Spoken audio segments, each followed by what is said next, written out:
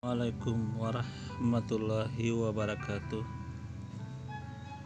Alhamdulillah wa syukurillah wala haula wala quwwata illa billahil aliyil azim. Amma ba. Oke. Di video kali ini kita kembali akan menganalisa akun di sini, satu akun dari orang-orang kafir ya. Dia mencoba untuk menyerang dengan berbagai cara. Untuk kali ini dia mencoba untuk mempoles serangannya itu dengan menghadirkan figur gitu loh, figur seseorang. Kita nanti nggak tahu nih figurnya ini seperti apa, nanti kita lihat dan apa yang ingin orang ini sampaikan terhadap ajaran kita, itu ajaran Islam. Mari kita simak aja langsung apa yang ingin dicoba para orang-orang kafir ini mempoles terhadap ajaran Islam itu sendiri. Oke, mari kita simak.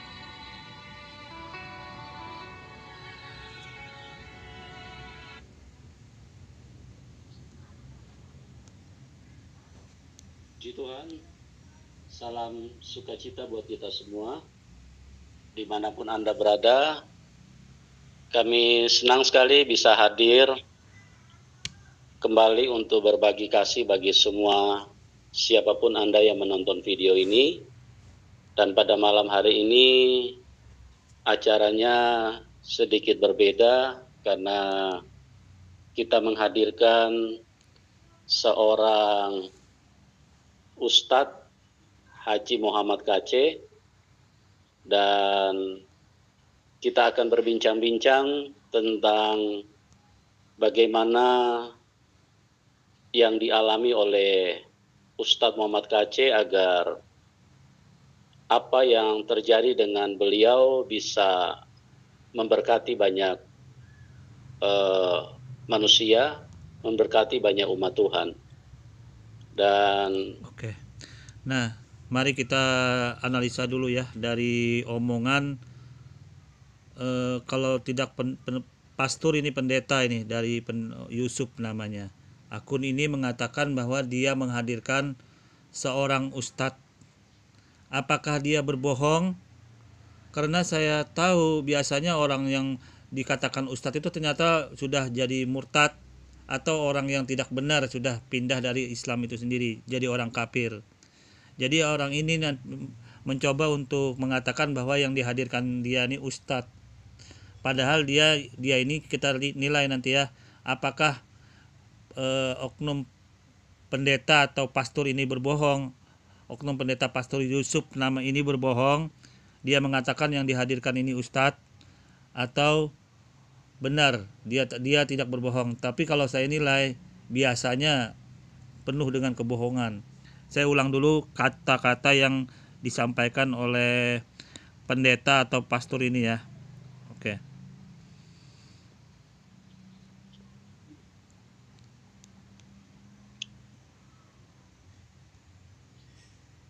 puji Tuhan, salam sukacita buat kita semua, dimanapun Anda berada. Kami senang sekali bisa hadir kembali untuk berbagi kasih bagi semua siapapun Anda yang menonton video ini. Dan pada malam hari ini acaranya sedikit berbeda karena kita menghadirkan seorang Ustadz Haji Muhammad KC. Nah, coba lihat.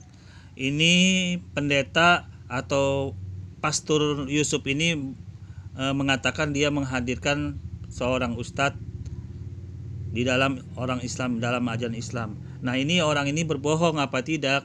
Nanti kita simak dari apa-apa yang ingin dia sampaikan atau dimaknai oleh orang yang dihadirkan tersebut. Nanti kita lihat, nanti para penonton, penyimak dimanapun saat ini Anda berada, bahwa ternyata nanti kita bisa nilai apakah oknum pastor pendeta Yusuf ini berbohong apa tidak, yang dihadirkannya itu benar-benar seorang ustadz atau bukan, malah justru seorang murtad atau jadi orang kafir. Oke, Mari kita simak ya.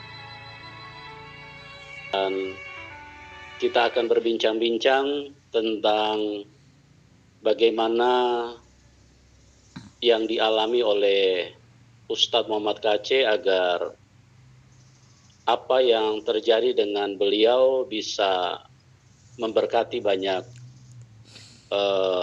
manusia, memberkati banyak umat Tuhan. Dan pada malam hari ini mungkin kami juga perlu sedikit informasikan bahwa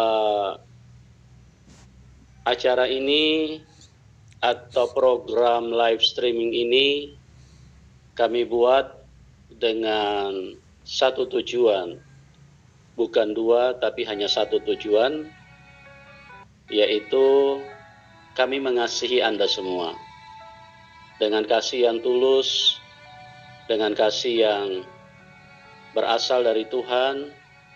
Kami ingin supaya apa yang Tuhan sediakan bagi banyak manusia itu benar-benar bisa dirasakan oleh siapapun.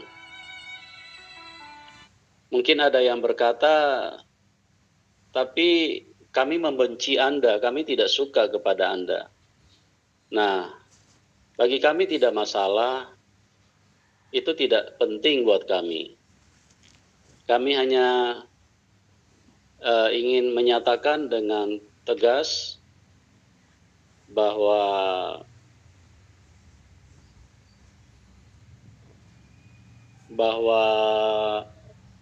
kami tetap mengasihi Anda, sekalipun kalian mungkin ada yang tidak suka kepada kami, atau membenci kepada kami, atau mungkin marah dengan program live streaming ini. Oke, di sini Madia akan menggarisbawahi dulu ya. Kalau saya nilai live streaming yang dihadirkan oleh pendeta atau pastor ini seperti kehabisan bahan gitu loh untuk materi. Mari kita lihat aja nanti apakah benar-benar terbukti yang saya sampaikan ini benar-benar orang siapa yang berbohong ini kelihatan nanti ya. Kita lihat kembali orang ini, kita lihatkan ya apa yang dia tampilkan. Itu bagi kami tidak penting, karena yang penting bagi kami adalah tujuan atau apa yang ada di dalam hati Tuhan itu bisa terrealisasi.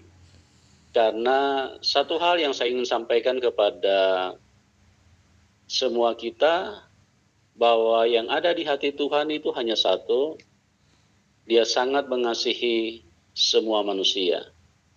Dia sangat sayang kepada siapapun Anda. Karena itulah Tuhan, Tuhan yang benar.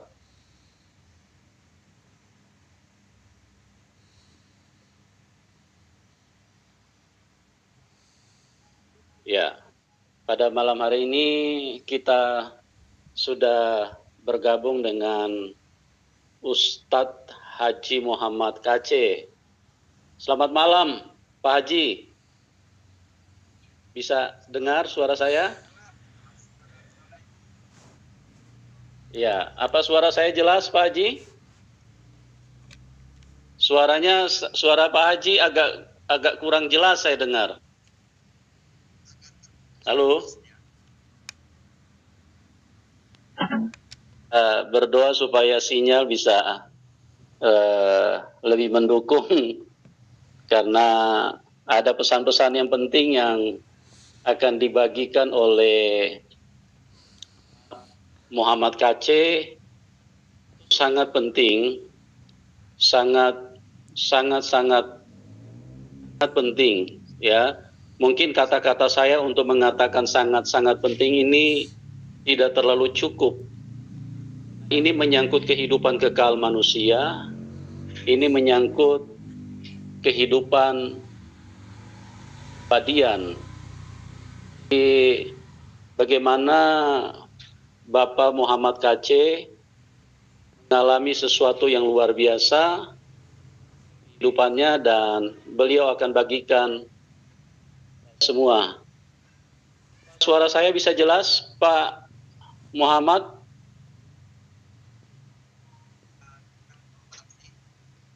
Halo, masih agak putus-putus ya, suaranya kurang terlalu jelas. Halo, bisa dengar suara saya, Pak Haji? Tapi suara Bapak nggak jelas saya dengarnya ya. Punya hands free apa gimana ya? Halo.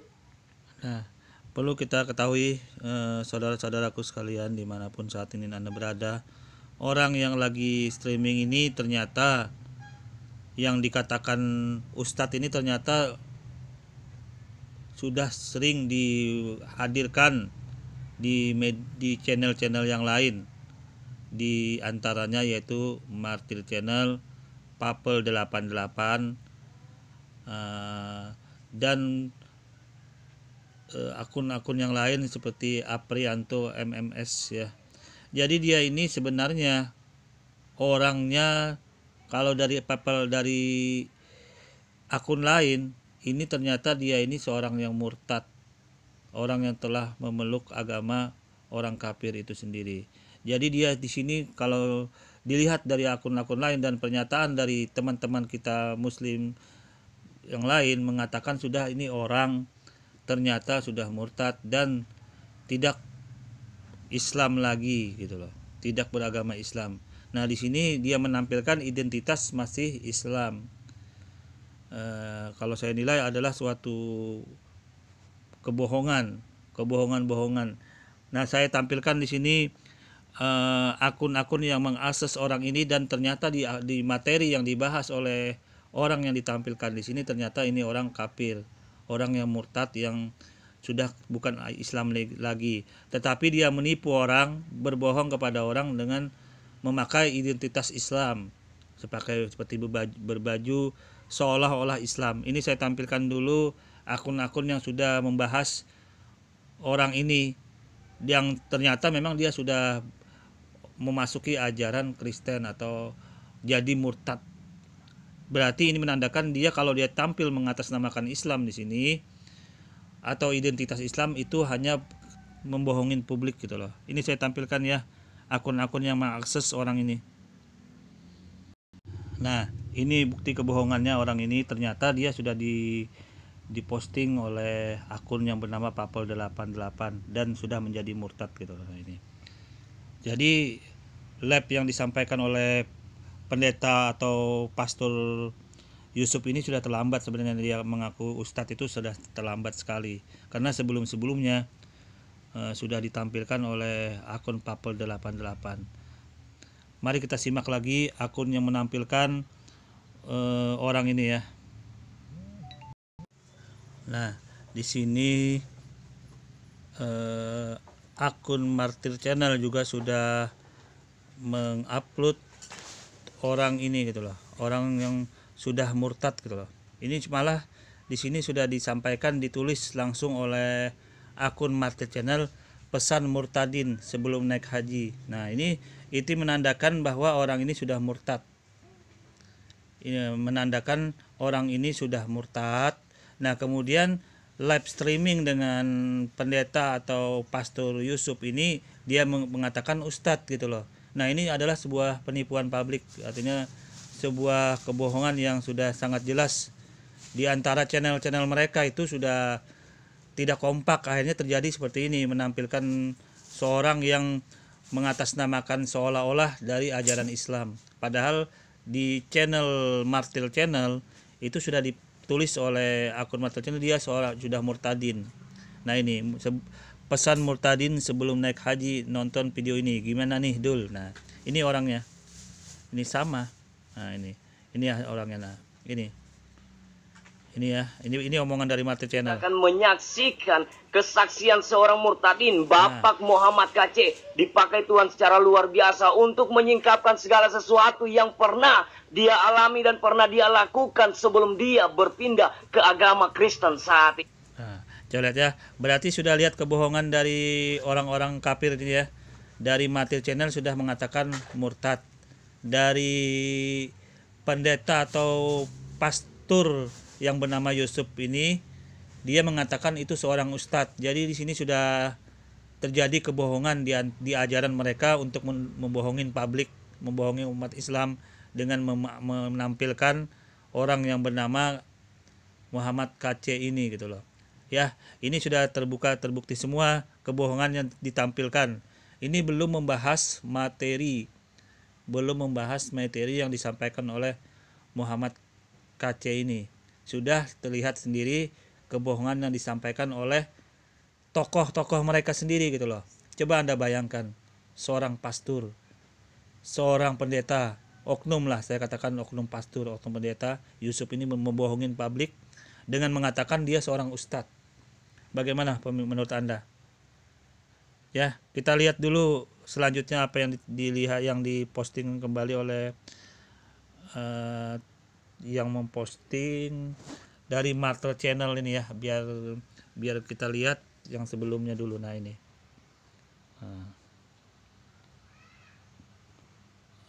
video. Oke, nah ini kita lihat. Nah ini pesannya. Terus lagi-lagi murtadin mengungkapkan fakta yang sebenarnya. Nah ini sebenarnya kelihatan sekali kebohongan dari orang-orang kafir, orang-orang ajaran terjemahan ini mau membohongi orang gitu loh. Menampilkan ustadz, katanya menampilkan ustadz tokoh agama, padahal ini sudah bukan orang Islam lagi. Coba lihat. Nah. Murtadin. Ini kalau ini lebih fair karena dia langsung mengatakan murtadin, tidak membohongin orang. Kalau yang tadi Pak Yusuf, pendeta Yusuf atau Pastor Yusuf mengatakan itu ustadz. Kalau itu tidak fair namanya, tidak bagus begitu caranya hidup gitu loh.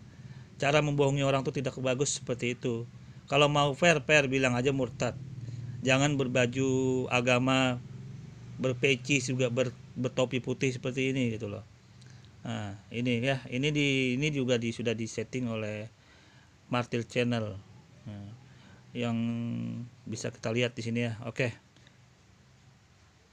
Juga salah satu akun yang memposting kebohongan dari orang ini, Muhammad KC, mengaku ustadz padahal dia sudah jadi murtad. Ini nama akunnya ya, Aprianto MMS. Dia juga memposting sesuatu, tapi ini masih baik ini karena dia menulis murtadin, artinya fair, masih lebih fair, walaupun masih bertopi, orang yang ditongkokan masih berbaju apa namanya, berbaju putih, berbaju identitas Islam, tapi masih bagus, masih fair karena dia menulis judulnya murtadin, masih bagus. Saya akui lah masih bagus Aprianto MS. Yang tidak bagus sama sekali ini yang live ini, sangat tidak bagus sifatnya ini jadi orang. Mari kita lihat muka orang yang tidak bagus ini ya sifatnya. Mari kita lihat. Nah ini ya, ini diposting oleh pastor atau pendeta ini, judulnya aja coba lihat. Tuhan Yesus adalah kebenaran yang pasti. Ustadz Haji Muhammad KC. Coba lihat betapa dia berbohongnya dengan orang begini gitu loh. Sangat tidak baik kalau sifat begini. Sedangkan akun-akun yang lain itu sudah baik, masih mending gitu loh, mengatakan murtad. Jadi identitas orang itu sudah jelas. Kalau ini membohongin masyarakat, membohongin publik namanya. Nah, membohongin publik. Sangat tidak baik kalau begini caranya gitu loh, membohongin publik orang ini. Oke, kita lanjut dulu ya. Apa yang ingin orang ini sampaikan terhadap ajaran Islam itu sendiri. Oke. Tes jelas. Ya, ini jelas Pak Haji. Oh, tadi pakai handsfree. Oh, tadi pakai handsfree ya? Ya. Oh, ya. Ini sekarang sudah jelas Pak. Coba. Ya. Oh, jelas ke situnya. Ya, ini sekarang sudah jelas Pak. Bapak punya suara sudah jelas sekarang. Baik. Oke. Ya. Oke Pak Haji. Ya, gimana kabar Pak Haji? Alhamdulillah baik. Sehat. Oh ya, puji Tuhan Pak Haji ya. Kami ini senang sekali Bapak bisa bermurah hati untuk meluangkan waktu untuk bisa berbagi kehidupan, karena ini penting sekali Pak Haji. Ya, tadi saya sudah sampaikan di awal bahwa dasar dari kita mengadakan live streaming ini hanya satu, yaitu kami sangat mengasihi siapapun Anda, bahkan termasuk yang membenci, yang tidak suka kepada kami, yang mungkin marah dengan adanya tayangan ini. Oke. Kami selaku orang Islam sebenarnya tidak marah kalau hal tersebut tidak membohongi orang gitu loh, tidak menipu, tidak berbohong identitasnya. Kami marah apabila bukan orang Islam tapi mengatasnamakan Islam, identitas Islam, menipu, itu namanya menipu publik. Kalau memang beridentitas murtadin atau orang sudah keluar dari Islam, silahkan berbicara agama juga kami akan bantah. Kalau memang bisa kami bantah, kami sangkal, kami jawab. Kalau memang itu berbicara tentang ajaran Islam, tidak masalah. Yang masalah adalah apabila identitas seperti orang ini berbaju identitas Islam, berkopiah, berbaju muslim, mengaku ustadz, dikatakan ustadz oleh pendeta atau pastor ini, mengatakan ini orang yang dihadirkan ustadz. Itu kan menipu publik namanya, berbohong. Sedangkan akun-akun apologet yang lain di ajaran Kristen itu mengatakan dia sudah murtad. Nah, itu menandakan ini fair, tidak open aja, tidak fair, tidak bagus gitu loh. Sebenarnya kami bisa, tidak ada masalah, silahkan Anda murtad, akan tetapi jangan menipu, jangan membohongi masyarakat publik. Makanya ini saya tampilkan agar orang-orang Islam yang mengetahui ini sebenarnya orang ini sudah murtad gitu loh, sudah tidak beragama Islam lagi, tapi mengatasnamakan berbicara Islam, beridentitas Islam. Itu yang kami tidak suka dan tidak mau menerima hal-hal yang seperti ini gitu loh. Tidak baik, tidak beretika namanya gitu loh. Apalagi Anda seorang pendeta atau pastor menampilkan sesuatu yang berbohong, kebohongan publik namanya. Mari kita lihat dulu ya apa yang disampaikan. Tadi sudah sampaikan itu tidak penting, karena yang penting adalah bagaimana kita bisa membuat Tuhan tersenyum di dalam apa yang kita bisa lakukan di dalam kehidupan ini. Karena Tuhan begitu rindu untuk menunjukkan kebaikannya, kasihnya kepada semua manusia. Nah, itu tadi saya sudah sampaikan di awal, Pak Haji. Iya, saya baru buka ya. Iya, Pak. Mungkin Bapak bisa sapa sejenak ini penonton-penonton YouTube yang dari tadi juga sudah tidak sabaran menunggu kehadiran Bapak. Sapa sebentar Pak untuk memberitahu nama Bapak. Jadi komunikasi kita di dalam diskusi juga mereka nanti kita beri kesempatan untuk memberikan komentar atau memberikan pertanyaan, Pak Haji. Oh, baik. Iya. Dimulai? Iya, monggo Pak, disapa dulu Pak penonton-penonton YouTube yang mereka sudah begitu antusias, begitu bersemangat menunggu. Bahkan saya lihat tadi dari sore mereka udah menunggu Pak. Sangat, ya, disapa dulu Pak Haji buat mereka supaya tambah bergairah, dan apa yang kita sampaikan pada malam hari ini kita berdoa dan kita berharap bisa menjadi berkat buat mereka semua. Oke, baik. Saya sapa dulu saudara-saudara kita, terutama yang sudah percaya Yesus Kristus. Salam semuanya. Iya. Assalamualaikum warahmatullahi wabarakatuh. Alhamdulillahirabbil alamin. Wa bihi nasta'inu ala umuri dunya waddin. Wassalatu wassalamu ala asrofil anbiya'i wa mursalin wa ala alihi wa sahbihi ajma'in, amma ba'd. Qala rabbi shrah li sadri wa yassir li amri wahlul 'uqdatam min lisani yafqahu, amma ba'du. Saudara-saudaraku yang dikasihi Tuhan, dimanapun Anda berada di seluruh tanah air Indonesia dari Sabang sampai Merauke, Pertama-tama saya ingin perkenalkan, nama saya Muhammad KC, umur saya 52 tahun, status menikah, 1 istri 2 orang anak. Saya asal dari Ciamis, Jawa Barat, dari suku Sunda.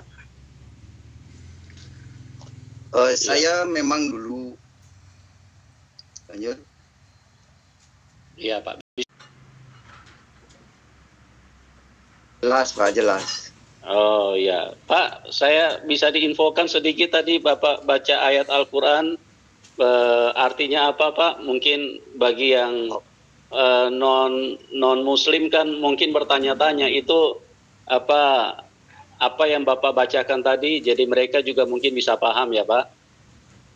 Baik, baik. Nah di sini tertulis imamnya Imam Syafi'i. Nama Syafi'i itu adalah yang disebut. Jadi pengertian fikih itu adalah pengertian. Jadi kalau di sekolah itu tingkatnya ibtidaiyah, tingkatnya yang turutan kami. Wahlul datamil lisani yafqahu qawli, agar mereka yang mendengarkan saya bisa mengerti apa yang saya ucapkan, itu maksudnya. Nah, itu tadi Arabnya seperti itu. Nah, ini artinya. Itu terdapat di dalam surah apa ya, Pak? Al-Quran di dalam surah apa ya, Pak? Itu bukan ada di dalam surat Al-Imran. Cuman itu mukodimahnya bukan dari surat Al-Quran. Dari kitab. Nah, ini kitabnya. Ini bisa namanya kitab. Bisa ditunjukkan, Pak? Nah, ini kitab Safinatun Kasifatu saja. Kasifatu saja, namanya Safinatun Najah. Nah, ini nih. Nah, di sini nih Safinatun Najah itu fikih. Safinah itu artinya bahasa kita itu adalah perahu. Najah artinya keselamatan. Maksudnya kitab ini adalah perahu keselamatan artinya. Nah, kitab ini Oke, saya langsung aja biar tidak ada salah paham orang-orang saudara-saudaraku nanti, orang-orang yang menyimak ini. Kitab yang ditampilkan oleh si murtad ini adalah kitab yang dikarang setelah lama Islam itu berkembang sangat luas. Artinya kitab ini hanya menjelaskan makna dari Al-Quran dan Al-Hadis itu sendiri gitu loh. Artinya sebenarnya kitab ini sumber asalnya dari Al-Quran dan Al-Hadis. Kemudian kitab ini mencoba untuk menjelaskan, menerangkan apa-apa saja yang arti makna dari Al-Quran dan Al-Hadis. Jadi sebenarnya tidak ada masalah kitab ini. Hanya saja orang si murtad ini mencoba untuk mengalihkan sesuatu yang sebenarnya nggak ada masalah, dibuatlah hal-hal itu seolah-olah bermasalah gitu loh. Mari kita simak ya.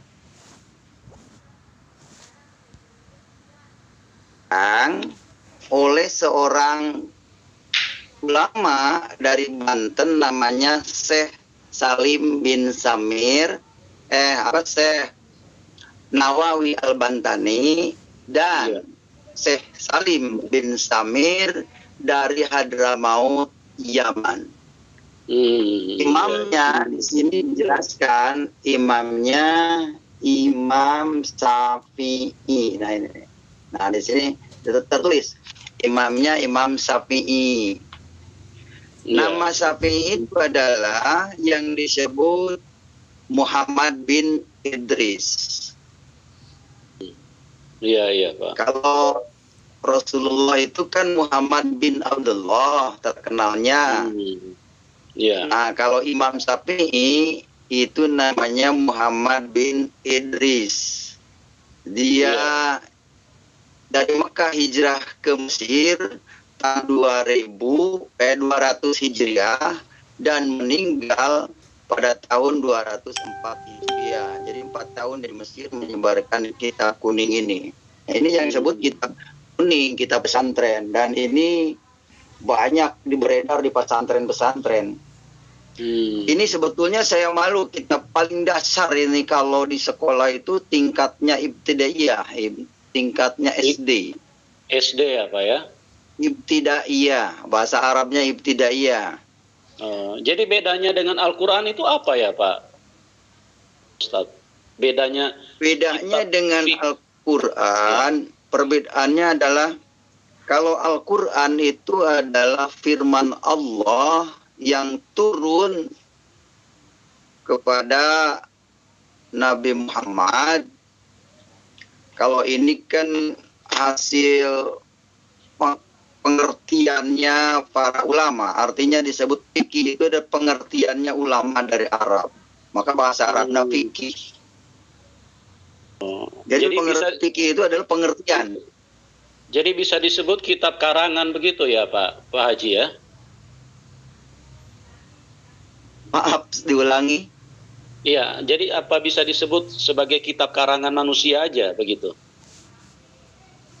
Benar. Jadi ini kitab karangan manusia. Nah, kitab ini substansinya adalah rukun Islam. Rukun Islam ini adalah hukum wajib agama Islam. Nah, ini rukun Islam. Nah, rukun Islam.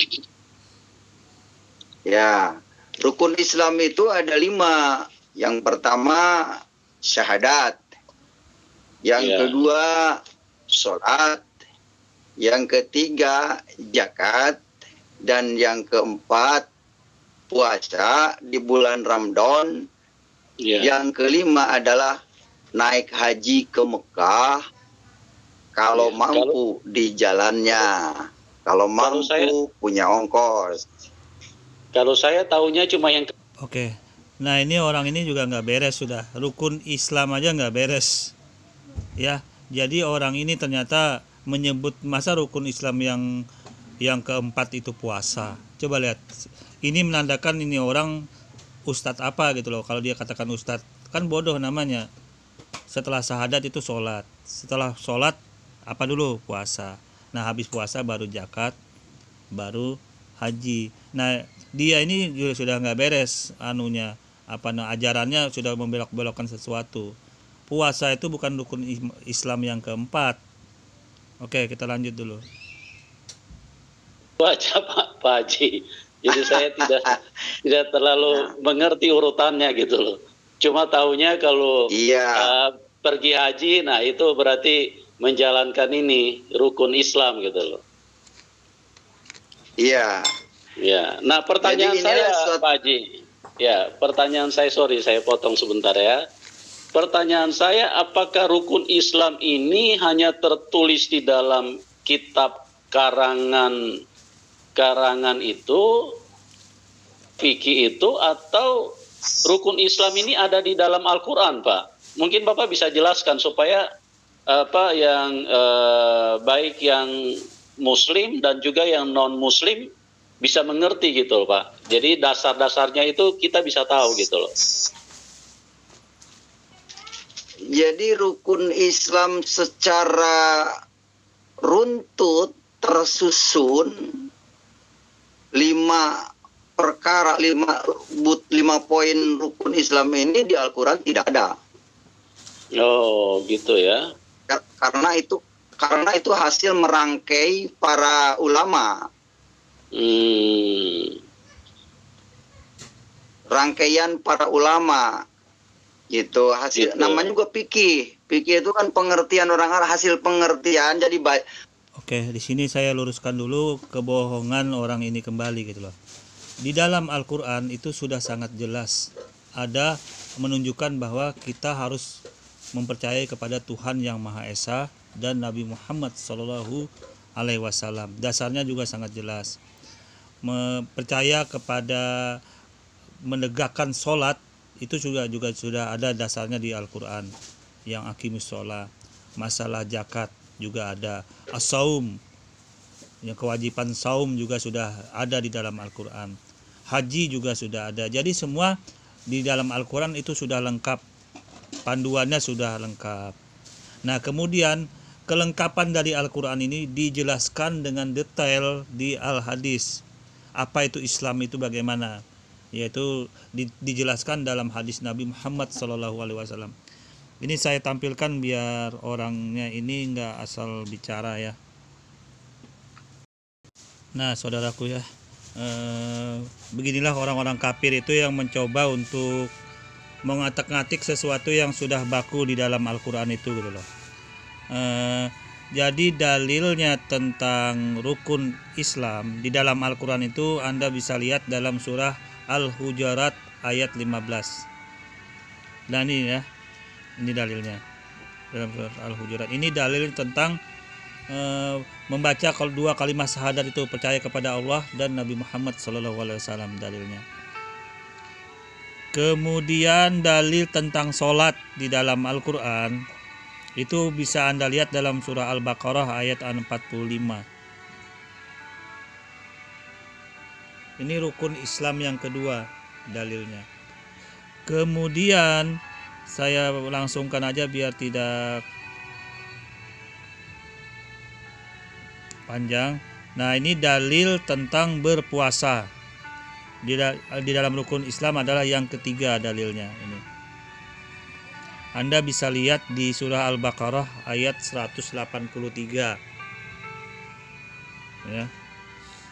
Surah Al-Baqarah 183. Kemudian dalil tentang zakat.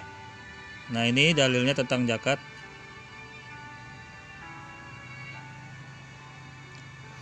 Surah Al-Imran ayat 180. Silakan Anda bisa cek ya sendiri di rumah agar jelas, tidak ada yang dibuat-buat main-main oleh si orang-orang kafir ini ya.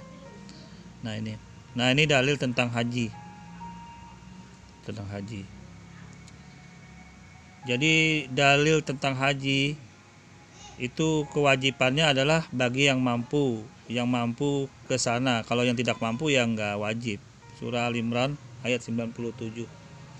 Silakan Anda cek sendiri. Ini agar orang-orang tuh tidak salah paham lagi atas penipuan dan kebohongan orang yang bernama Muhammad KC ini ya, Muhammad KC ini. Oke, kita lanjut dulu ya. Oke, nah ini saya tampilkan dalil hadisnya ya, dalil hadisnya yang menggambarkan rukun Islam itu di dalam hadis Nabi Muhammad SAW. Ini yang termuat dalam hadis dari Abu Abdurrahman Abdullah bin Umar. Nah, silahkan Anda nanti buka hadis Bukhari nomor 8, Muslim nomor 16. Ini dalilnya sudah sangat jelas tentang rukun Islam. Ya, jadi tidak ada yang ditutup-tutupin, yang hal-hal yang mau dicoba ditutup-tutupin, mau coba diputar-putar oleh orang murtad ini ya. Sudah sangat jelas dalam Al-Quran dan Al-Hadis. Nah sekarang kita kembali ke kitab yang dia coba tampilkan itu tadi. Kitab yang dia tampilkan itu adalah kitab yang menjelaskan tentang dua pedoman kita ini, yaitu Al-Quran dan Al-Hadis. Itu gunanya kitab-kitab yang dia tampilkan tadi. Ada dari Imam Syafi'i, dari Imam Abu Hanifah, Hambali. Nah jadi Hanafi segala macam itu hanya menjelaskan, menjabarkan lebih rinci lagi apa-apa yang saya sudah tampilkan tadi, yaitu Al-Quran dan Al-Hadis. Itu gunanya kitab yang ditampilkan oleh si murtad itu. Jadi tidak ada bertentangan. Justru sumber kitab itu dari Al-Quran dan Al-Hadis. Justru kitab yang ditampilkan oleh itu cara penjabaran, cara menjelaskan segala macam apa yang sudah dijabarkan, apa yang sudah dirincikan oleh Al-Quran dan Al-Hadis itu. Kemudian dibuatlah penghususannya seperti kitab tentang sholat, tentang puasa, tentang zakat. Nah kalau di hadis tadi kan masih banyak tuh berhambur, puasa, zakat, sholat itu terhambur masih. Nah nanti puasa, zakat dan hal-hal yang ibadah itu dihususkanlah menjadi kitab yang ditampilkan oleh seperti yang si murtad ini. Tapi kebodohan orang si murtad ini, dia mencoba membuat hal-hal yang sebenarnya nggak ada masalah dibuatnya seperti itu gitu loh. Itulah kebodohan orang yang sudah murtad ini, mau cari masalah hal-hal yang seperti itu aja dibuatnya argumen gitu loh. Gak apa-apa, kita teruskan ya. Sudah kelar ya masalah rukun iman dan rukun Islam yang dibahas oleh orang ini. Para ulama itu membaca Al-Quran. Kemudian di Al-Quran itu dia disimpulkan sedikit-sedikit, dirangkaikan gitu. Cuman di situ kan ada yang ditambah, ada yang dikurangi gitu. Gitu ya. Sehingga Jadi, secara tersusun di Al-Quran tidak ada. secara tersusun tidak ada, tapi ada beberapa bagian mungkin terpisah-terpisah, apa begitu Pak Haji? Kalau di Al-Quran masih berantakan. Seperti ada satu ayat, aqimus sholat wa ita'u zakat, dirikanlah sholat dan bayar zakat, itu cuma satu ayat. Kemudian nanti ada lagi wahijul baita di surat lain, begitu. Ya. Mengapa ini sekarang saya langsung jawab aja agar umat Islam dan orang-orang yang menyimak video ini, mengapa itu sampai terjadi adanya hal-hal seperti itu di dalam Al-Quran? Karena Al-Quran itu hadir atau datang kepada Nabi Muhammad itu secara berangsur-angsur. Biar jelas dulu umat Islam dan orang-orang yang mendengar ini, bahwa Al-Quranul Karim itu datang berangsur-angsur, tidak serta-merta plek, tidak, berangsur-angsur sesuai dengan kejadian fakta peristiwa yang terjadi pada saat itu gitu loh. Pada saat Nabi tersebut menjalani atau mengalami peristiwa itu. Makanya hadirlah ayat Al-Quran itu. Jadi Al-Quran itu turun membahasnya itu secara berangsur-angsur pada saat itu. Nah, keistimewaannya berangsur-angsur ini sebagai bentuk suatu hal untuk menjaga keamanan dan keseptian Al-Quran itu sendiri, sebagai firman Allah yang dijaga dari awal sampai akhir. Makanya ada asbabul nuzul, agar menyepti orang-orang yang mencoba untuk menyerang Al-Quran dari sisi hal-hal penerbitan atau hal-hal pembuatan Al-Quran dan hal-hal yang lain yang mencoba untuk menyerang Al-Quran dari segi pengamanannya. Makanya Al-Quran itu diturunkan Allah dalam hal ada asbabun nuzulnya, sebab-sebab turunnya ayat. Jadi nggak bisa ditafsirkan lain, ayat Al-Quran itu pasti sesuai dengan posisi dan kondisi pada saat itu. Sesuai dengan posisi dan kondisi saat itu, kemudian diperkuat posisi dan kondisi itu dengan diriwayatkannya hadis-hadis yang mendukung ayat Al-Quran itu sendiri. Makanya sangat safety sekali. Itulah keistimewaan Al-Quran. Oke, kita lanjut dulu ya. Secara berurutan gitu ya, di dalam satu perikop begitu, enggak begitu ya Pak ya? Tidak secara berurutan. Ya. Betul. Ya. Nah kemudian ini kita saya di Arab dulu, di Mekah.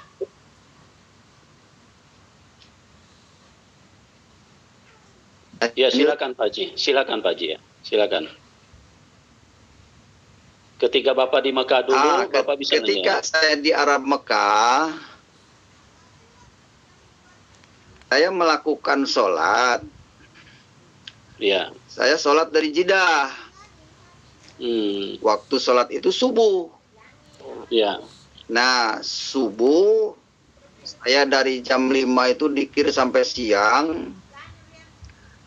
Ketika saya udah kesiangan, saya kaget melihat matahari kok timbul dari depan saya. Kalau di sini kan di Indonesia saya sholat menghadap ke barat tuh.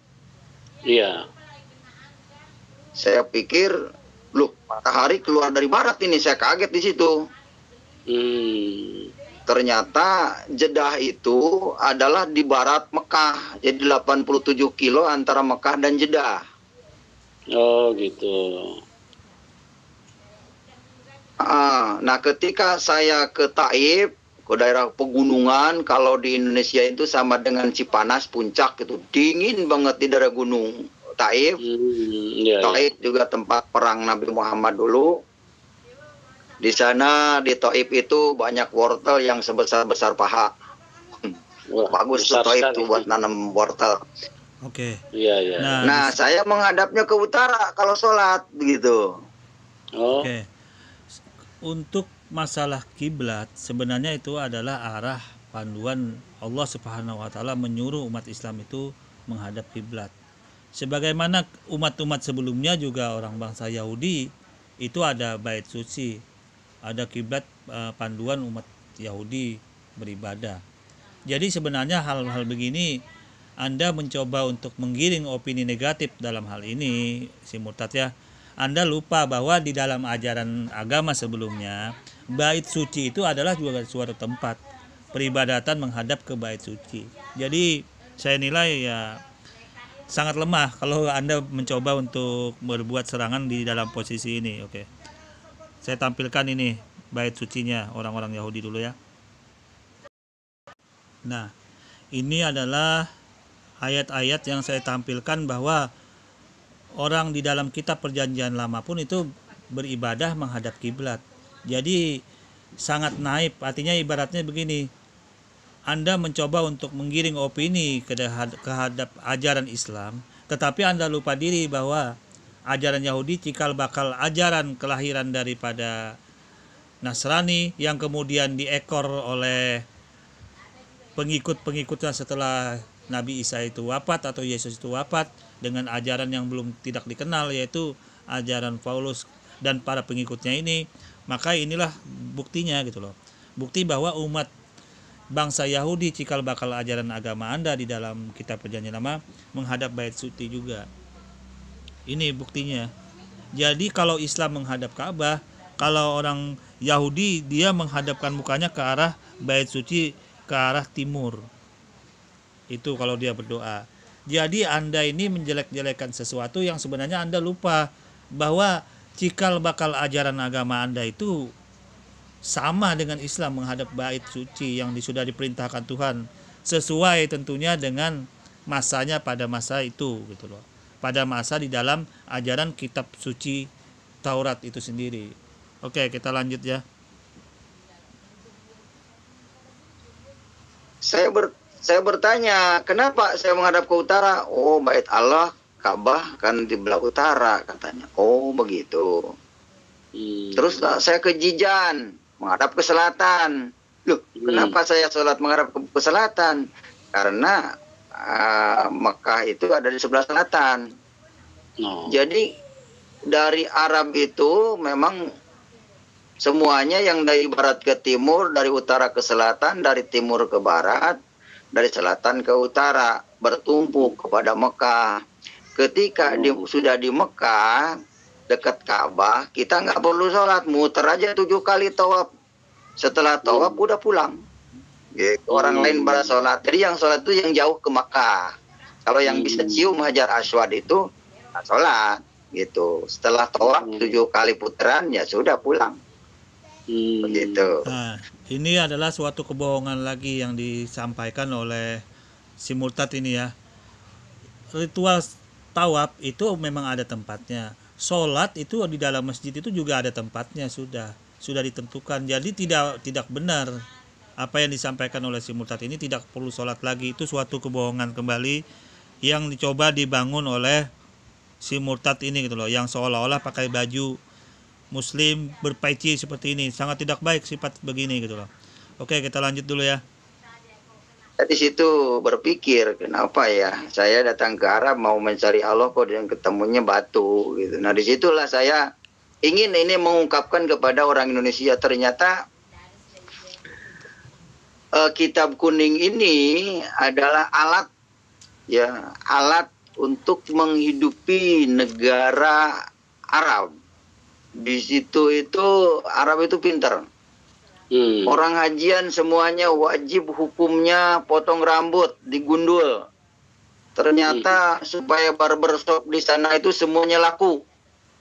Semua tamu harus potong rambut. Gitu ya. Jadi untuk Raja Arab itu pintar untuk menghidupi rakyatnya di sana. Semua. Oke, saya jawab kembali ya. Di sini saya sampaikan, sejak zaman Nabi Muhammad di kota Mekah, di kota Madinah dan Jazirah Arab itu belum ada dulu Arab Saudi. Jadi Nabi Muhammad dulu sudah ada Baitullah, Ka'bah itu sebelum ada Nabi Muhammad pun sudah ada. Bait yang dibangun oleh Nabi Ibrahim dengan Ismail itu sebelum adanya negara Arab Saudi itu sudah ada. Kalau Arab Saudi itu hanya baru terbangun setelah pecah dia dari berbagai macam negara. Jadi kalau saya nilai omongan orang ini juga tidak jelas dan tidak sesuai dengan ajaran Islam. Karena apa? Karena bukan hanya Arab Saudi. Di situ bukan hanya Arab Saudi yang ada di situ. Negara-negara lain juga banyak yang berpecahan bersebelahan dengan Arab Saudi. Nah, jadi intinya bagaimana? Intinya orang ini tidak mengerti bahwa Arab Saudi itu baru aja dia terbentuk. Tidak ada hubungan, tidak ada korelasinya. Masalah duit lah, masalah menambah uang, apalah itu tidak ada korelasinya. Karena ada tidaknya Arab Saudi pada saat itu sudah ada Ka'bah, sudah ada ajaran Islam. Jadi tidak mempengaruhi kebijaksanaan Arab Saudi masalah bla bla, tidak mempengaruhi itu. Karena sebelum ada kerajaan Arab Saudi, sudah ada Islam di situ berdiri dibangun Ka'bah. Oke, kita lanjut. Sampai batu cincin yang dari Jatinegara aku banget di sana, katanya dari Mesir, daripada Jatinegara itu. jadi apa sebuah kebijakan yang tidak ini ya Pak ya, tidak murni. Betul. Gitu ya. Ini topi-topi ini buatan Tanah Abang nih, buatan di Jakarta ini. Di sana dijual katanya topi Mesir. Jadi lucu juga ya Pak Ji. Yang asli Arab ini baju, yang asli Arab ini baju ini nih, yang asli Arab nih. Yang Bapak pakai itu ya? Iya, ini saya pakai, ini budaya Arab. Di sana itu saya mencari celana dalam sempak, nggak ada di Arab. Laki-laki nggak pernah pakai sempak. Oh begitu. Begitu. Ini aslinya. Ya. Jadi setiap hajian umat hajian umat Islam ini naik gunung, namanya ke Jabal Nur, melihat Gua Hiro. Ketika Muhammad perang Badar kan sembunyi di Gua Hiro. Nah, dalilnya ke sini jadi beda, bukan mengenai perang, tapi mengenai dapat wahyu di Gua Hiro. Nah itu, jadi banyaklah kejanggalan yang saya alami ketika hajian. Ternyata di sana ya dikomersilkan begitu. Itu naik ke gunung itu bayar, lempar jumroh. Oke.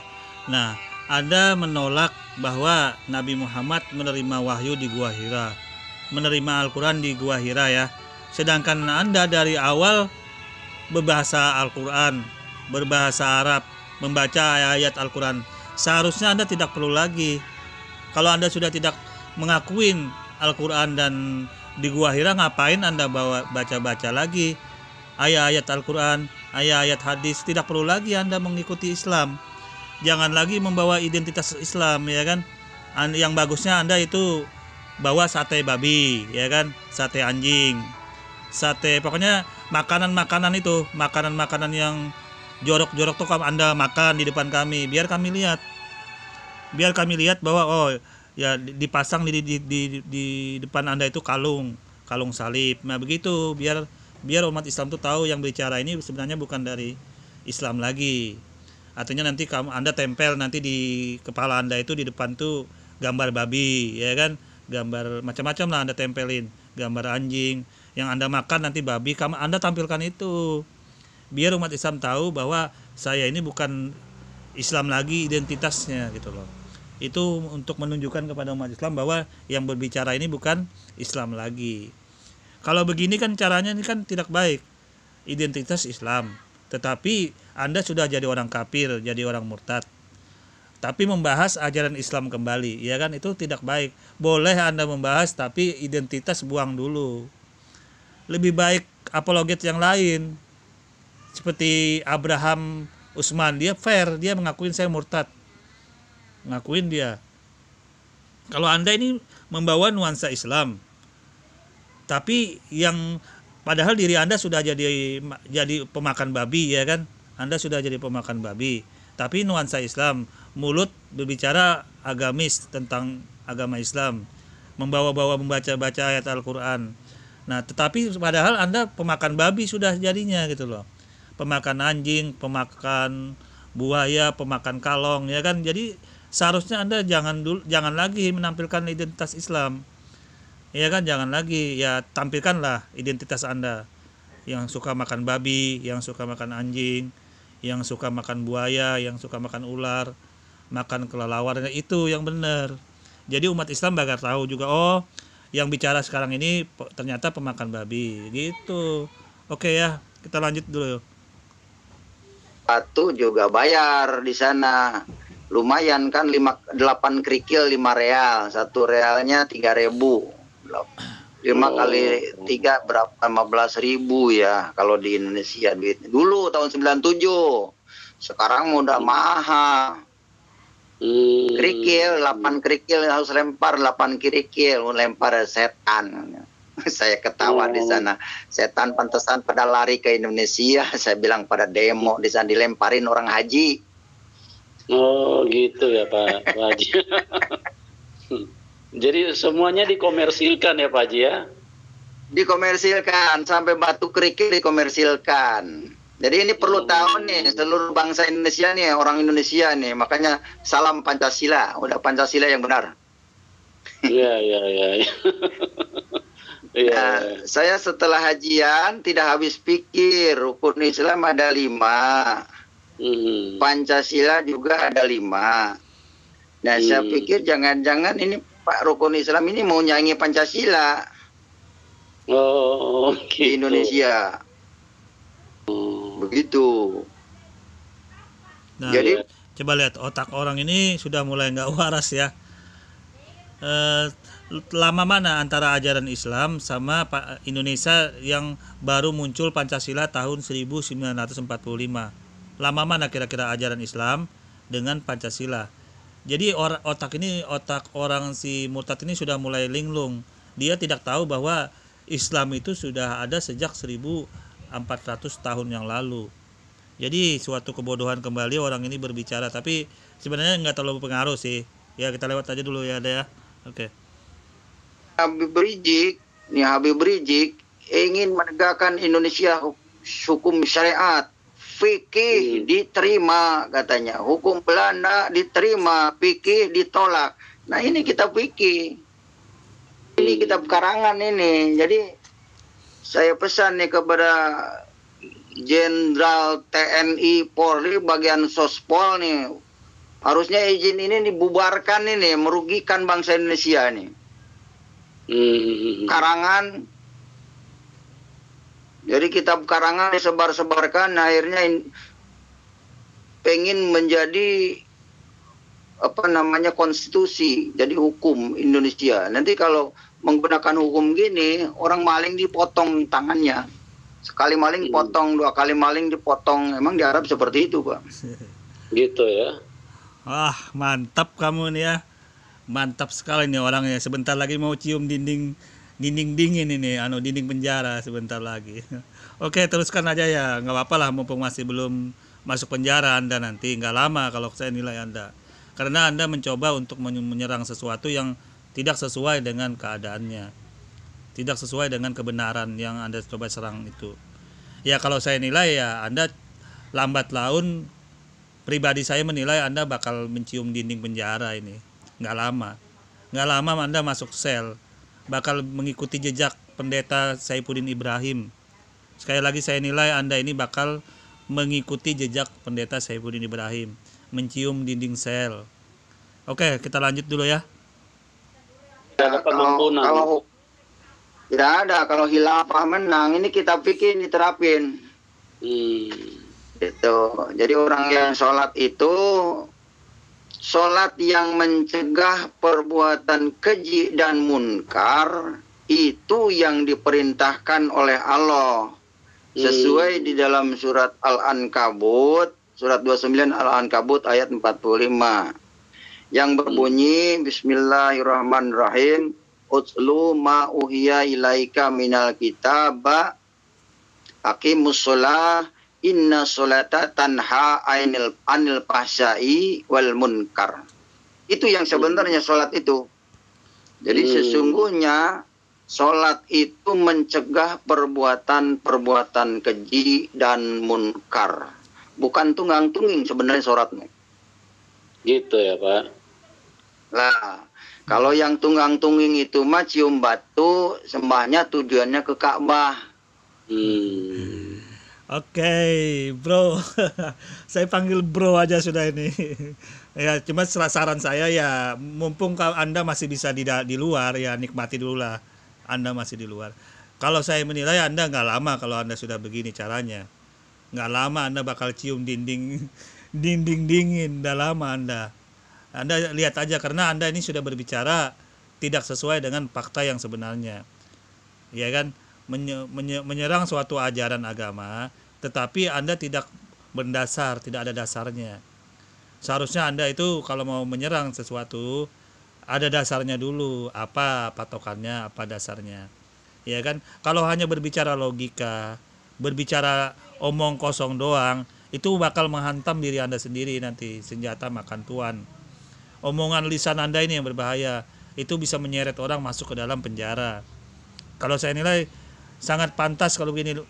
Saya masih menghormati apologet yang lain, walaupun dia menyerang Islam, tetapi dia ada dasar, ada etika yang sangat dijaga dalam kaidah itu. Anda bisa lihat apologet Kristen yang lain, mereka masih beretika. Kalau memang merasa dia tidak bisa menyinggung sesuatu itu dalam bentuk hal konkret, dia tidak akan bakal berani mengeluarkan kata-kata seperti Anda ini. Ya kalau saya nilai ya menikmatin aja lah dulu Anda masih berada di luar. Sebelum Anda nggak lama Anda bakal masuk sel. Kalau saya pribadi menilai Anda kalau dalam hal ini, dalam posisi seperti ini, nggak lama Anda bakal masuk sel. Oke, kita lanjut. Supaya ini rakyat Indonesia ini mesti tahu nih semua nih. Iya. Penting. Ya saya beranikan diri karena ya selama saya masih hidup mau tegakkan kebenaran, jangan sampai yang salah dianggap benar, yang benar dianggap salah. Iya. Yang benar hasil karya anak bangsa yaitu Pancasila, hasil pengorbanan darah, nyawa, itu yang harus dihargai, bukan fikih. Mestinya nih pemerintah Indonesia nih, Bapak Presiden Jokowi ini mengkaji ulang lah ini hukum fikih yang beredar di pesantren ini, mestinya ditarik dari peredarannya. Iya. Memang di Menkumham sudah terdaftar, terizin nih. Sudah terdaftar di Menkumham. Ini udah ada nih hak kekayaan intelektual di sini nih. Nah, udah ada izinnya. Memang resmi ini, izin daftar. Dulu, dari zaman dulu sebelum saya lahir sudah ada. Nah, itu Sapinah tingkatannya nanti ke kitab Sulam Taufik nih. Ini Sulam Taufik tingkatannya Sapinah nih. Jadi, saya ini nggak mimpi mau kenal dengan orang Kristen. Tapi memang mau apa lagi? Saya udah nggak laku dakwah di masjid, ya saya buka aja ini yang sebenarnya. Ternyata kitabnya karangan, ya. Masyarakat Indonesia ini perlu tahu nih. Utama orang. Lucu juga nih orang. Ya memang itu namanya, itu karangan manusia. Ya memangnya memangnya itu karangan hewan itu. Lucu manusia. Kalau inilah namanya tanda akhir zamannya. Kalau tidak ada seperti ini, artinya tidak ada lengkap dunia gitu loh. Tidak ada yang hadis Nabi Muhammad SAW itu sampaikan kepada kita bahwa akhir zaman itu akan muncul nanti kaki tangan dajjal atau ya ekor-ekor dajjal, apa namanya, cecurut-cecurut dajjal itu bakal berkeliaran. Ya salah satu contohnya ya seperti ini gitu loh. Nggak apa-apa, kita lanjut dulu. Jadi sholat 5 waktu itu yang ada di Al-Quran itu sebenarnya sholat cuma 3 kali, pagi, siang, malam. Yang 2 lagi tambahan itu nggak ada. Makanya tidak ada seorang kiai pun nanya, kalau saya tanya di mana rukun Islam di Al-Quran, nggak bisa jawab mereka. Begitu ya Pak Haji ya. Nggak bisa. Tadi sudah saya tampilkan dalil ayatnya di Al-Quran bahwa dalam Al-Quran itu sudah diatur adanya rukun Islam. Oke, saya kira tidak perlu bahas lagi masalah rukun Islam. Sudah saya tampilkan dalilnya tadi, dasarnya. Saya mau kasih tahu lagi kepada saudara-saudara di seluruh tanah air bahwa Muhammad Shallallahu Alaihi Wasallam itu adanya tertulis di kitab kuning ini. Nah, ini fakta, ini saya bukan menjelekkan Islam nih. Fakta nih, mana nih? Nah, ini yang saya garis merah itu nama Muhammad bin Abdullah, orang Quraisy. Dia itu orang Quraisy. Kalau mencari nama Muhammad bin Abdullah di Al-Quran sampai kiamat pun tidak akan ditemukan. Gitu ya Pak Haji ya. Benar, karena di Al-Quran yang ada hanya Muhammad saja, tidak pakai bin. Jadi 114 surat Al-Quran, 30 juz, 6.666 ayat, kalimat kata Muhammad itu hanya 4 kali disebut. Yang pertama di surat Al-Imran ayat 144. Yang kedua di surat Al-Ahzab, surat 33 Al-Ahzab ayat 40. Yang ketiga di surat Al-A'raf ayat berapa lupa.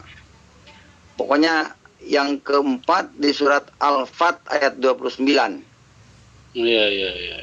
Jadi hanya 4 kali nama Muhammad yang asli, yang bukan tanda kurung ya, yang bukan sisipan. Iya.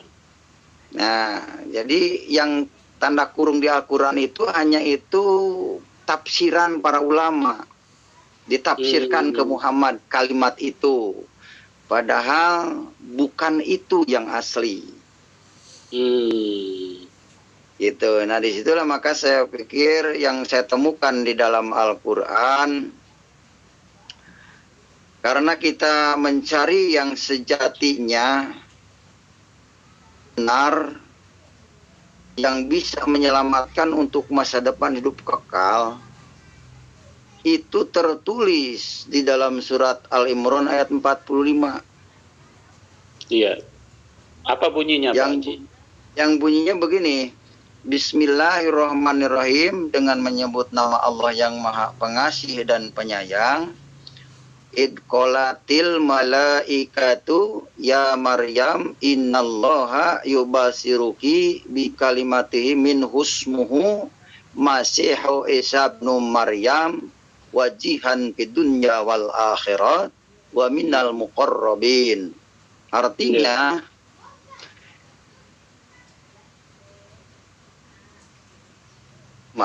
hai malaikat,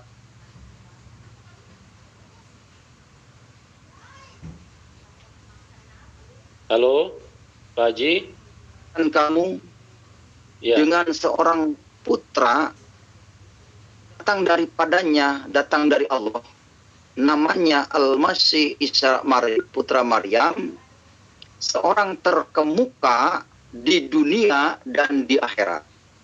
Iya. Dan termasuk orang yang didekatkan kepada Allah. Iya. Nah, ayat itu Oke, nah di sini saya jelaskan dulu bahwa Nabi Muhammad SAW itu mengapa tidak ada bin Abdullah? Karena Nabi Muhammad itu sifatnya secara rahmatan lil alamin. Dia adalah milik setiap orang-orang yang beriman. Artinya itu menggambarkan bahwa Nabi Muhammad itu bukan hanya khusus kepada pemilik nama orang tuanya itu sendiri gitu loh. Itu. Nama Nabi Muhammad SAW itu juga sudah diabadikan Tuhan di dalam nama surah, yaitu surah Muhammad ayat 47. Surah Muhammad Quran yaitu yang ke-47. Jadi nama Muhammad SAW itu juga suatu nama yang sudah diberikan penghormatan kepada beliau, karena Allah Subhanahu wa taala dan malaikat itu juga berselawat bersalam kepada Nabi Muhammad SAW. Jadi sangat tinggi dan agung sekali nama Muhammad SAW itu, yang diturunkan oleh Allah Subhanahu wa taala itu kitab suci Al-Qur'an. Nah, kemudian si murtad ini mengotak kembali mengutip ayat yang menceritakan tentang Nabi Isa Al-Masih. Di Al-Quran yang dia bacakan tadi itu sangat jelas bahwa Nabi Isa Al-Masih adalah makhluk orang atau manusia. Makhluk orang manusia yang tidak mungkin menjadi Tuhan. Itu Al-Quran loh yang bercerita tadi yang dibacakan oleh si murtad ini adalah makhluk manusia yang tidak mungkin menjadi Tuhan, akan tetapi diberi keistimewaan oleh Tuhan dia karena pada masanya dulu dia juga ada memimpin, meneruskan ajaran Musa. Itu aja sebenarnya. Al-Quran hanya menceritakan keistimewaan Nabi Isa itu di masanya dulu. Jadi Al-Quran ini menceritakan kepada umat Islam, kepada Nabi Muhammad, bahwa ini loh ada terjadi di masa dulu itu namanya Nabi Isa, atau yang disebut Yesus Kristus. Dia adalah Nabi dan Rasul juga. Tetapi dia bukan Tuhan. Al-Quran di situ menjelaskan bukan Tuhan, karena Tuhan tidak mungkin bakal mau jadi manusia, karena Tuhannya Yahudi aja Hasem Elohim nggak mau jadi manusia kok. YHWH itu tidak mau jadi manusia. Apalagi Tuhan Yesus yang di dalam Al-Quran itu tidak ada Anda katakan Tuhan Yesus itu tidak ada di dalam Islam. Nabi Isa itu tidak mungkin jadi Tuhan karena tertolak dengan Al-Quran itu sendiri. Lanjut dulu ya.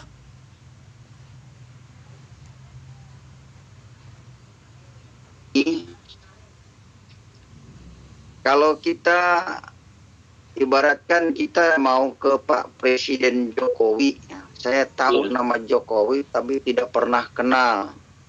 Kenapa? Karena tidak ada akses orang dekat dengan Pak Presiden Jokowi.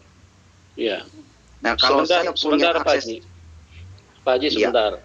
Tadi waktu Bapak bacakan surat tadi itu tidak terlalu terdengar jelas, Pak. Bapak bisa tolong ulang supaya pendengar kita bisa memahami dengan jelas, Pak. Bisa tolong diulangi.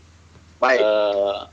Yang Bapak bacakan tadi, kemudian artinya Bapak bisa ini. Baik. Bismillahirrahmanirrahim.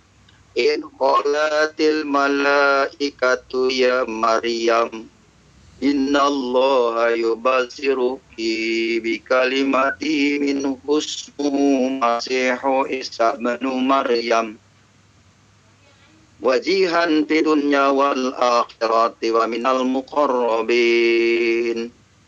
Artinya ingat artinya malaikat berkata, "Hai Maryam, sesungguhnya Allah menggembirakan kamu dengan kelahiran seorang putra yang datang daripadanya."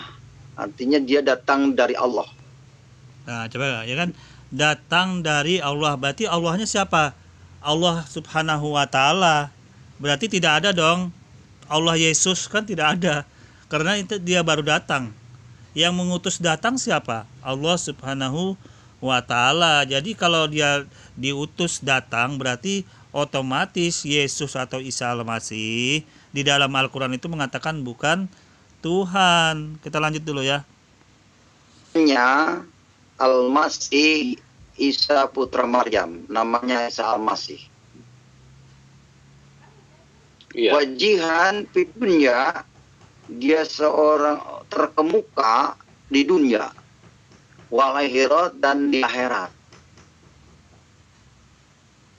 Wa minal muqarrabin, dan termasuk orang-orang yang didekatkan kepada Allah. Nah, coba lihat. Nabi Isa atau Yesus Kristus itu di dalam Al-Quran termasuk orang-orang yang dekat dengan Allah. Itu berarti orang, bukan Tuhan. Orang-orang yang dekat dengan Allah. Kalau si murtad ini mengatakan orang-orang itu Tuhan, berarti menyimpang dengan omongan dia sendiri di Al-Quran itu gitu loh. Dia kan mengutip Al-Quran nih. Al-Quran yang dikutipnya ini mengatakan Yesus itu orang, makhluk atau ciptaan Tuhan, orang-orang yang dekat dengan Allah. Berarti kalau Yesus itu bisa dikatakan di dalam yang dibacakan si murtad ini yang sudah pindah ajaran Kristen ini mengatakan bahwa Yesus itu cuma orang, makhluk. Berarti ya Anda sila nilaikan sendiri, berarti ajaran Kristen yang dipahami oleh si murtad orang ini yang membacakan ayat ini bahwa Yesus itu cuma orang, makhluk, bukan Tuhan. Dia sendiri kok yang membaca ini ayatnya. Dia sendiri yang percaya dengan Al-Quran ini bahwa Yesus itu sebagai orang karena dia mengutip Al-Quran ini, surah ini. Sedangkan maksud Al-Quran yang surah ini mengatakan bahwa orang-orang yang dekat dengan Allah. Berarti ajaran Kristen apa ini kira-kira orang ini ya? Saya tidak mengerti. Apakah dia ajaran Kristen yang tidak menuhankan Yesus? Saya tidak tahu juga nih orang. Karena ajaran Kristen kan ada juga sih yang katanya tidak menuhankan Yesus. Mungkin ajaran orang Kristen ini mungkin tidak menuhankan Yesus. Jadi ajaran Kristen ini dia belum satu Tuhannya ini belum bisa terlalu dipahami betul Tuhan itu apa gitu loh. Nah, ini orang ini kan memahaminya orang-orang yang dekat dengan Tuhan. Dia mengutip Al-Quran. Berarti dia memahami masuk Kristen ini Tuhannya itu masih ada yang di atas Tuhan Bapa, tetapi Yesus itu sebagai seorang makhluk atau nabi. Kita lihat dari omongannya ya. Berarti dia memahaminya begini. Nggak tahu aliran apa ini orang Kristen yang dianut oleh si murtad ini ya. Iya. Jadi sosok manusia yang jadi terkemuka dunia sekarang kan nama Isa itu di mana-mana. Iya. Dan di akhirat nanti di hari kiamat dia akan turun lagi menjadi saksi. Nah, coba lihat. Berarti pendeta Yusuf Manobolo juga mengiyakan. Saya bingung juga aliran pendeta Yusuf Manobolo ini, Pastor Manobolo ini juga alirannya apa, saya nggak ngerti. Dia meyakini Yesus itu tapi bukan Tuhan, saya nggak ngerti nih. Kok mengiyakan omongan dari yang ditampilkan di sini gitu loh. Mengiyakan dari murtad yang mengatakan bahwa Yesus itu manusia. Saya nggak ngerti nih bagaimana sistemnya, caranya ajaran Kristen ini. Kok mengiyakan aja ayat Al-Quran ini gitu loh. Coba kita lihat. Dikatakan bukan hanya kata Injil, Isa akan turun. Iya. Yesus akan turun. Iya terus pendeta ini. Dia kata Pastor, Injil, kata Quran, juga kata hadis. Jadi Isa Al-Masih turun ke dunia itu akan jadi hakim yang adil. Itu ditulis di dalam kitab hadis Bukhari Muslim. Nah, coba lihat. Lihat ya, berarti posisi orang murtad ini juga posisinya dalam kekristenan nggak jelas nih, nggak paham kita. Tapi anehnya apologet yang lain seperti Martir, seperti Papel 88 itu mengutip orang ini terus. Padahal kepercayaan si murtad ini, dia masih mempercayai Yesus itu manusia yang dekat dengan Tuhan gitu loh. Sedangkan ajaran Kristen yang umum ya yang saya tahu itu Yesus itu Tuhan. Sedangkan si murtad ini mengutip Al-Quran yang mengatakan bahwa manusia itu, makhluk itu, Yesus itu makhluk manusia yang dekat dengan Tuhan. Berarti kan alirannya beda ini. Nah, aliran yang dialami oleh si murtad ini dengan pendeta-pendeta yang lain itu berbeda-beda, berarti ternyata ajarannya. Bagaimana kami mau paham ajaran Kristen kalau pemahaman Anda ini tidak menjelaskan yang jelas gitu loh. Yesus itu sebagai Tuhan atau sebagai manusia, ternyata keyakinan si murtad ini masih bingung juga dia antara Yesus itu Tuhan atau manusia. Makanya dia kutip Al-Quran yang dia bacakan tadi gitu loh. Kita lanjut ya. Nah, oleh karena itu saya berpesan kepada saudara-saudara kita yang beragama Islam, tolong kembali kepada Al-Quran supaya menemukan ayat Al-Imran 45 itu tadi. Lanjut. Nah, coba lihat. Dia merujuk kepada Al-Quran surah Al-Imran ayat 45. Nah, surah Al-Quran Al-Imran ayat 45 yang diyakini oleh si murtad ini masih dikutipnya itu artinya begini. Yesus itu adalah makhluk atau orang yang dekat doang dengan Tuhan. Bukan Tuhan artinya, bukan Yesus itu bukan seorang Tuhan, tetapi seorang orang yang dekat dengan Tuhan. Itu yang ayat yang dikutip oleh si murtad ini. Jadi kalau saya nilai, saya bingung ini. Aliran apa yang dianut oleh si murtad Muhammad KC ini sehingga dia lain sendiri, Kristennya tuh beda sendiri gitu loh dari ajaran Kristen yang lain. Sedangkan Kristen yang lain itu mengatakan Yesus itu Tuhan. Sedangkan Muhammad KC ini mengartikan Yesus itu hanya sebagai orang yang dekat dengan Tuhan. Berarti kan ada dua figur, ada dua makhluk gitu loh. Ya, ini kalau saya nilai. Bagi yang muslim jangan tersenyum gitu loh. Saya mau menjelaskan ini untuk keyakinan si Muhammad KC ini. Oke, lanjut dulu. Lanjut Pak Haji, lanjut Pak. Nah, jadi saya tidak menjelekkan Islam, tapi justru saya meluruskan yang selama ini bengkok ke agama. Saya tidak mengajak agama, tidak mengajak ke suatu agama. Saya hanya mengajak orang ke Yesus supaya mengikut Yesus atau Isa Al-Masih. Nah, apa hubungannya Yesus dengan Isa Al-Masih? Saya waktu tawaf di Mekah, saya tanya Isa Al-Masih ini ada muncul namanya Yesus gitu. Dan itu orangnya sholat dengan saya. Iya. Cuman aneh, ketika saya assalamualaikum ke kanan, assalamualaikum ke kiri, orang yang tadinya di sebelah kiri saya kok nggak ada gitu. Padahal waktu sholat takbiratul ihram ini Allahu Akbar bareng dengan saya. Tapi ketika selesai sholat, tahu-tahu semua ada di dekat Ka'bah, dia jalan-jalan. Saya pikir orang itu nggak sholat apa malaikat apa ya gitu. Ternyata setelah kesini saya ternyata itu Yesus namanya. Oh begitu. Oh begitu. Yesus itu bahasa Inggris, bahasa Ibrani mungkin ya, saya nggak ngerti itu. Nah, Anda menjelaskan ke orang tapi nggak mengerti artinya, bagaimana Anda ini gitu loh. Harus belajar dulu kalau mau menjelaskan itu ke orang. Siapa Yesus itu ya kan? Kan kalau nggak kenal orangnya kan belum bahaya, kalau nggak kenal, belum tahu siapa itu. Sedangkan Anda tadi mengatakan bahwa Yesus Isa itu adalah orang yang dekat dengan Tuhan. Nah, di posisi ini Anda nggak ngerti ya kan? Oke, lanjut dulu ya. Kalau bahasa Ibrani Yeshua HaMashiach Pak. Iya, Yeshua Mashiach benar ada. Jadi diibaratkan contoh begini. Kalau di Indonesia kan tempat makan itu piring. Iya. Kalau di Inggris itu namanya plate. Iya, plate. Jadi piring dengan plate bentuknya itu juga. Iya. Nah, kalau di Arab namanya sahen. Sahen itu piring, tempat makan. Iya. Nah, kalau yang besar kayak piring namanya si. Nah, antara piring, plate, sahen wujudnya itu juga.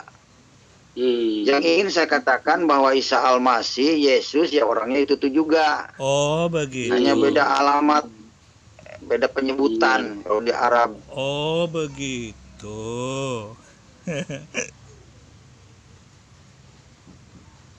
Isa kalau di Ibrani Hamasyah, mungkin kalau Inggris Yesus, wujudnya itu juga. Jadi maksudnya biar jangan mempermasalahkan nama itu.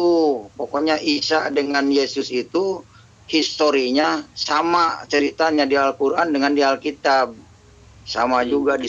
Oke, untuk reaksi video ini mungkin sampai di sini untuk mereaksi si murtad ini ya.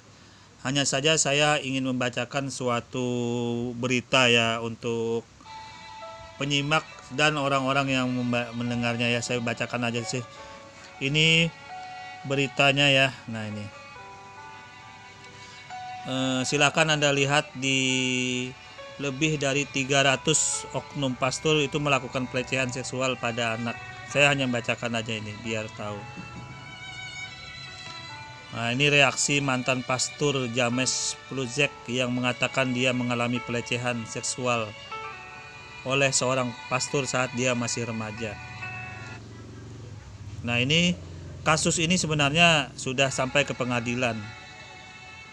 Dan ini terjadi pelecehan seksual yang dilakukan oleh oknum pastor, oknum pendeta ini terjadi di Amerika. Lebih tepatnya di Pennsylvania. Lebih 300 pastor yang korbannya itu adalah 1000 anak.